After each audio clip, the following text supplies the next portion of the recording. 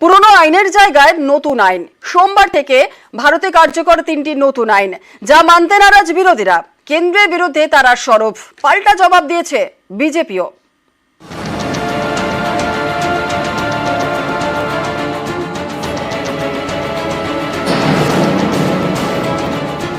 তিনটে যে আইন আনা হচ্ছে, এটা কিন্তু এত তাড়াতাড়ি এইভাবে প্রয়োগ করা খুবই মুশকিল, এটা উচিত না। ভারতবর্ষের মানুষ শতাব্দী প্রাচীন আইন ব্যবহার করতে অভ্যস্ত। হঠাৎ করে 1 জুলাই থেকে চালু করে দিলাম, আমার মনে হয় এতে বিভ্রাট বাড়বে, বিড়ম্বনা বাড়বে। এখনো আমরা ব্রিটিশ হ্যাংওভার থেকে মুক্ত হতে পারি। গোলামির মানসিকতা যা প্রায় 1000 বছর ধরে ভারতবর্ষকে গ্রাস করে, আজকে তা থেকে মুক্ত হওয়া খুব তাড়াতাড়ি সম্ভব নয়, এটা আমরা বুঝি। ব্রিটিশ জমানার আইন চালিয়ে যেতে নারাজ মোদী সরকার, তাই সোমবার থেকে 3টি নতুন আইন। ভারতীয় দণ্ডবিধি বদলে ভারতীয় ন্যায় সংহিতা, ফৌজদারি দণ্ডবিধি বদলে ভারতীয় নাগরিক সুরক্ষা সংহিতা, ভারতীয় সাক্ষ্য আইনের জায়গায় ভারতীয় সাক্ষ্য অধিনিয়ম। এই 3 আইন নিয়ে সরগরম রাজনীতি। মোদী সরকারের আনা নয়া 3 আইনের বিরুদ্ধে সরব বিরোধীরা। কেন্দ্রের বিরুদ্ধে একেবারে এককাট্টা। গত বছর অগাস্টে বাদল অধিবেশনের শেষ দিনে 3টি বিল পেশ করে মোদী সরকার। অভিযোগ, বিরোধীদের সঙ্গে আলোচনা ছাড়াই বিল পাস করানো হয়। গত বছর শীতকালীন অধিবেশনের সময় সংসদের দুকক্ষ মিলিয়ে 146 জন বিরোধী সাংসদকে সাসপেন্ড করা হয়। অভিযোগ, এই সুযোগেই আইন সংক্রান্ত 3টি বিল পাস করিয়ে নেয় মোদী সরকার। কেন্দ্রীয় সরকারের দাবি, নতুন আইনে ব্রিটিশ জমানার রাষ্ট্রদ্রোহ সংক্রান্ত আইন প্রত্যাহার করে নেওয়া হয়েছে। পাল্টা বিরোধীদের দাবি, রাষ্ট্রদ্রোহ বাদ দিয়ে কি হবে? নতুন আইন তো আরো কড়া। কাকে রাষ্ট্রদ্রোহ বলা হবে তাও স্পষ্ট করে নতুন আইনে বলা নেই বলে দাবি বিরোধীদের। এছাড়া নতুন এই 3টি আইন একাধিক নাগরিক আইনে হস্তক্ষেপ করবে বলেও বিরোধীদের দাবি। এগুলোকে আমরা এর আগেই বিধানসভায় বলেছি যে দিস ইজ ড্রাকুনিয়ান ল। এটা আমাদের দেশের গণতান্ত্রিক অধিকারকে খর্ব করার জন্য করা হয়েছে, এবং আমরা এখানে আমরা প্রস্তাবও নিয়েছিলাম এই 3টে বিলের বিরুদ্ধে, এবং আমরা সেই নিয়ে আমাদের যে লড়াই, সেই লড়াই চালু আছে। আজকেও মমতা বন্দ্যোপাধ্যায় তার সিদ্ধান্তের কথা জানিয়েছেন, এবং আমরা সেই সিদ্ধান্ত মতো এগিয়ে যাব। অগণতান্ত্রিকভাবে ন্যায় বিচারের চিরকালীন কাঠামোকে নস্যাৎ করে, দেশের বিরোধীদের কথা অগ্রাহ্য করে, গায়ের জোরে নতুন দণ্ডবিধি চালু করেছে কেন্দ্রীয় সরকার। গূঢ় অভিসন্ধি, পরিকল্পনা, চক্রান্ত রয়েছে। গায়ের জোরে এই কাজটা চাপিয়ে দিচ্ছে কেন্দ্রের সরকার। টিএমসি এবার এই নিয়ে বলছে, টিএমসি তো চায় দেশে কোনো আইনই না থাকুক, শুধু একটা আইনই থাকুক, যেটা তৃণমূলের আইন। তৃণমূলের নেতারা যখন বলেন তখন রামকৃষ্ণের কথা বলেন, যত মত তত পথ। আর যখন নির্বাচন আসে তখন বলেন সব মত ও এক পথ, সেটা তৃণমূলের পথ। হয় তৃণমূল করো, আর না হলে মাথা মুড়িয়ে নিজের বাড়িতে ফেরো। নিউজ 18 বাংলা। মানিকতলা বিধানসভা সামনেই, এখানে উপনির্বাচন, আর এই আসনে জিততে তৃণমূলের পাখির চোখ আবাসনে। ভিন রাজ্য থেকে আসা বাসিন্দাদের ভোটের দিকেও বাড়তি নজর দিচ্ছে শাসক দল। 10ই জুলাই রাজ্যের 4 বিধানসভা আসনে উপনির্বাচন। এর মধ্যে অন্যতম মানিকতলা, যা পড়ে কলকাতা উত্তর লোকসভার মধ্যে। মানিকতলায় জিততে তৃণমূলের নজর ভিন রাজ্য থেকে আসা বাসিন্দাদের ভোট এবং আবাসনের বাসিন্দাদের ভোট। প্রার্থী যাচ্ছেন, জনসংযোগ করছেন, যেখানে হয়তো আবার হিন্দি ভাষাভাষী রয়েছেন, তার জন্য একটা বিশেষ টিম তৈরি করা হয়েছে আমাদের নেতৃত্বে। কোনো জায়গায় যদি কেউ আমাদের ভোট নাও দিয়ে থাকেন, এই স্পেশাল টিমের জনসংযোগ, প্রার্থীর নিবিড় জনসংযোগ, ইস্যু ভিত্তিক আলোচনা, বাড়ি টু বাড়ি আলোচনা, হাউজিং টু হাউজিং আলোচনা, এতে আবার মানুষ এই বাই ইলেকশনে পুরোদস্তুর মমতা বন্দ্যোপাধ্যায় প্রার্থীকেই ভোট দেবে।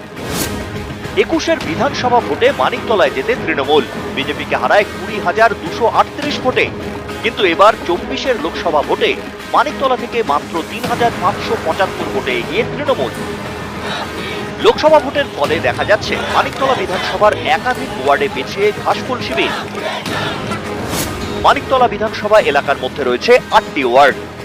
এর মধ্যে 16 এবং 31 নম্বর ওয়ার্ডে পিছিয়ে তৃণমূল। 16 নম্বর ওয়ার্ডে পিছিয়ে 412 ভোটে, 31 নম্বর ওয়ার্ডে 5,488 ভোটে। ভবানীপুরের মতোই মানিকতলা বিধানসভা এলাকাতেও ভিন রাজ্য থেকে আসা অনেকে থাকেন। ভিন রাজ্যের বাসিন্দাদের ভোট প্রায় 17%। তৃণমূল মনে করছে এই ভোটের বেশিরভাগটাই এবার গিয়েছে বিজেপির দিকে। মানিকতলা বিধানসভা এলাকায় রয়েছে প্রচুর আবাসন। এই সব আবাসনের বাসিন্দাদের উপনির্বাচনে ভোট দিতে না যাওয়ার প্রবণতা রয়েছে। এই ছবিটা বদলাতে চাইছে তৃণমূল। তারা চাইছে উপনির্বাচন হলেও আবাসনের ভোটাররা যেন ভোট দিতে যান। এই ভোটারদের মন পেতে তৃণমূল কোমর বেঁধে আসরে নেমেছে। বহুতলে প্রচারের জন্য তৈরি করা হয়েছে বিশেষ গ্রুপ। এই গ্রুপের সদস্যরা আবাসনের সোসাইটি মেম্বারদের সঙ্গে বৈঠক করছেন। আবাসন এবং ভিন রাজ্যের বাসিন্দাদের বাড়িতে বাড়িতে তৃণমূলের পতাকা ছাড়া প্রচার করা হচ্ছে। বেশ কিছু আবাসনকে আলাদা করে চিহ্নিত করা হয়েছে। সেখানে প্রচারে যাচ্ছেন তৃণমূলের প্রার্থী। বাংলা, হিন্দি ও ইংরেজি বলায় সাবলীল এমন কর্মীদের প্রচারের কাজে লাগানো হচ্ছে। সম্প্রতি মানিকতলা বিধানসভা এলাকার একটি আবাসন ঘিরে শোরগোল পড়ে। ভোটের ফল বেরোনোর পরে উল্টোডাঙ্গার এই আবাসনে চলে অটোর দাপাদাপি। নেতৃত্বে তৃণমূল কাউন্সিলর। অভিযোগ পেয়ে সেই তৃণমূল কাউন্সিলরকে তীব্র ভর্ৎসনা করেন দলনেত্রী। নির্দেশ দেন ক্ষমা চাওয়ার। সেই মতো আবাসনে গিয়ে ক্ষমা চান তৃণমূল কাউন্সিলর শান্তিরঞ্জন কুণ্ডু। সঙ্গে ছিলেন কুণাল ঘোষ। এবার মানিকতলা জিততে বিভিন্ন আবাসনের ভোট এবং ভিন রাজ্য থেকে আসা অবাঙালি ভোটারদের দিকে বিশেষ নজর দিচ্ছে তৃণমূল। কোনো অবস্থাতেই মানিকতলা বিধানসভার উপনির্বাচন আসলে যা শহরাঞ্চলে তৃণমূল কংগ্রেসের ভোট কতটা অক্ষুণ্ণ থাকছে তা বুঝে নেওয়ার নির্বাচন। সেখানে 1 ইঞ্চি জমি ছাড়তে নারাজ তৃণমূল কংগ্রেস নেতৃত্ব। ক্যামেরায় কুণাল চৌধুরীর সাথে আবির ঘোষাল, নিউজ 18 বাংলা, কলকাতা। মহিষাদলে আক্রান্ত 2 সিআরপিএফ জওয়ান। 2 জওয়ানকে ব্যাপক মারধরের অভিযোগ। কয়েকজন ব্যবসায়ীরা হামলার অভিযোগ। 2 সিআরপিএফ জওয়ানকে উদ্ধার করেন স্থানীয়রাই।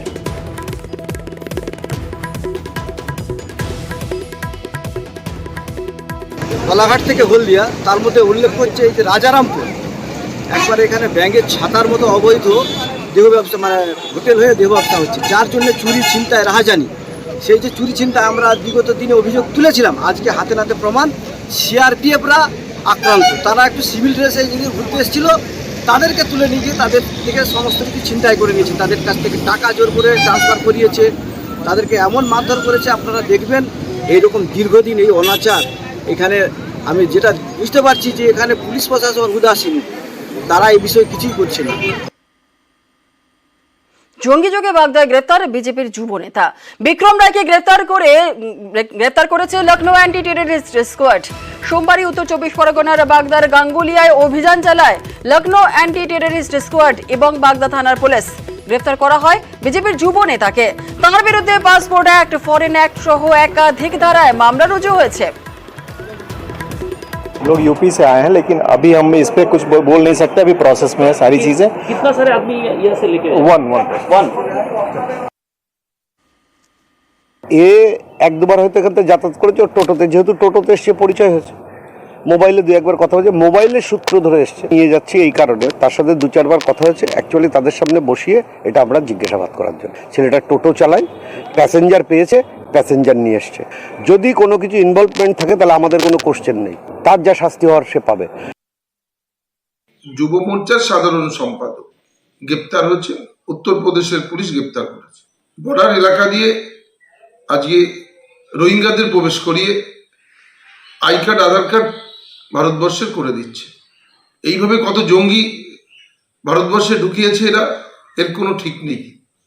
এই দেশদ্রোহী কাজের জন্য অবশ্যই দৃষ্টান্তমূলক শাস্তি হওয়া উচিত। বিজেপির লজ্জা হওয়া উচিত যে এই ধরনের মানুষদের এরা দলের গুরুত্বপূর্ণ দায়িত্ব দেয়, যারা দেশদ্রোহী কাজের সঙ্গে যুক্ত। যে মানুষ হবে এসে তো অমানসিক কাজ করতে পারে না। এরা অমানসিক কাজকর্ম করে, টেররিস্ট হয়, অনেক কিছু হয়, তারপর নিজেকে বাঁচানোর জন্য যে কোনো একটা রাজনৈতিক দলের ছত্রছায়ায় এসে হাজির হয়ে যায়। আর এরা রাজনৈতিক দলের চান্সও পেয়ে যায়। তো কাজেই এদের কোনো রাজনীতি নেই, জাতি, ধর্ম, বর্ণ এইসব কিছু নেই। এরা হচ্ছে টেররিস্টই আছে, টেররিস্টই ছিল, টেররিস্টই থাকবে। বাংলাদেশেও বেপরোয়া বিহারের জুয়েলদেব সুবোধ সিং। জেলে বসে ব্যবসায়ীদের হুমকি দিত এই সুবোধ, আর এবার সিআইডি অফিসারকে হুমকির অভিযোগ। আসানসোল জেল চত্বরে গাড়ি থেকে নামার সময় হুমকি। গ্যাংস্টার সুবোধের নামে আসানসোল দক্ষিণে থানায় অভিযোগ দায়ের গোয়েন্দা পুলিশের।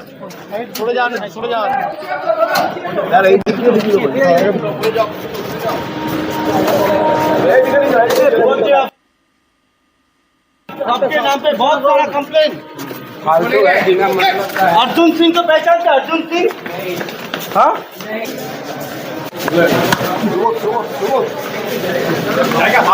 जाएगा